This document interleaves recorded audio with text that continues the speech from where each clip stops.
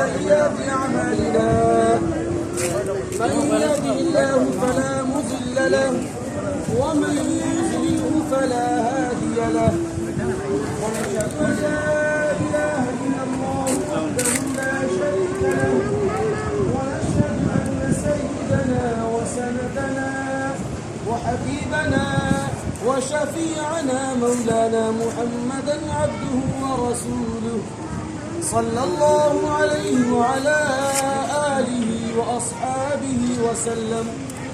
أما بعد فيا معشر الإخوان قال الله تبارك وتعالى في القرآن أعوذ بالله من الشيطان الرجيم بسم الله يا أيها الناس اتقوا ربكم الذي خلقكم من نفس واحدة وخلق منها زوجها وبث منهما رجالا كثيرا ونساء واتقوا الله الذي تساءلون به والأرحام إن الله كان عليكم رقيبا.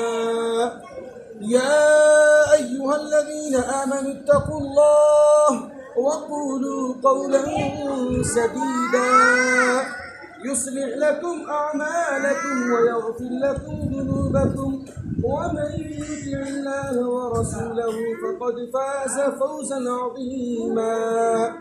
وقال تعالى وجعلنا الليل لباسا وجعلنا النهار معاشا وبنينا فوقكم سبعا شدادا وجعلنا سراجا وهاجا وأنزلنا من المعصرات ماء ثجاجا صدق الله العظيم. قال النبي صلى الله عليه وسلم النكاح من سنتي وقال في موضع آخر فمن رغب عن سنتي فليس مني أو كما قال عليه الصلاة والسلام. بارك الله لنا ولكم في القرآن العظيم ونفعنا وإياكم بالآيات والذكر الحكيم. إنه تعالى جواد كريم ملك بر رؤوف رحيم.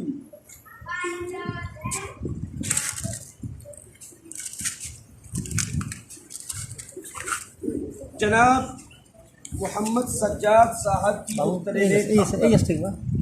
आफरीन परवीन का निकाह मैं बहैसियत काजी 30,150 रुपया सिक्के राजुल वक्त महर मुअज्जल के बदले अलावा नानो नफ़ा व सुकना के ख़ास तौर से दो गवाह अव्वल जनाब मोहम्मद इहरार साहब इब्ने मोहम्मद इदरीस मरहूम मकाम बरबिरो पोस्ट बसवरिया थाना लौरिया ज़िला मगरबी चंपारण बिहार व गवाह सानी जनाब मोहम्मद मुतीउल्लाह इब्ने इदरीस आज़ाद मकामो पोस्ट जोगिया देवराज थाना रामनगर ज़िला मगरबी चंपारण बिहार।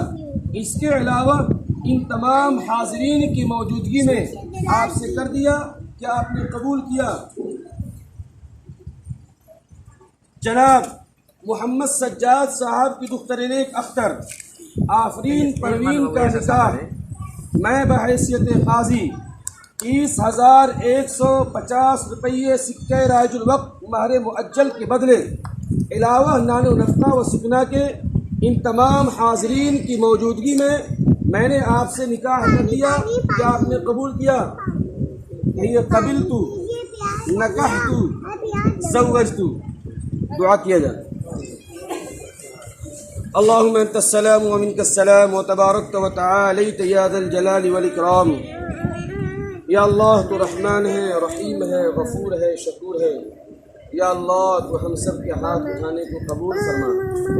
اے اللہ پوری امت کے مسائل کو حل فرما۔ اے اللہ خاص طور سے ہمارے فلسطین کے مسلمانوں کی حفاظت فرما، ہمارے مسجد اقصیٰ کی حفاظت فرما۔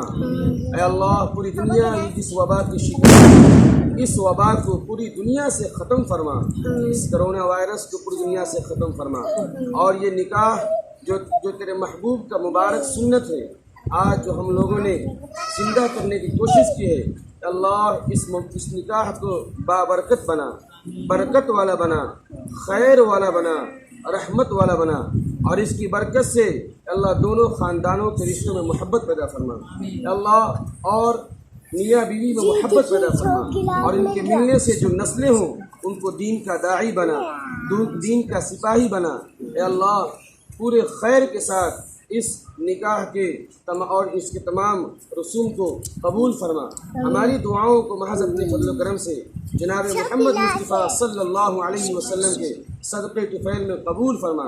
سبحان ربک رب العزت عما یصفون وسلام علی المرسلین والحمد للہ رب العالمین۔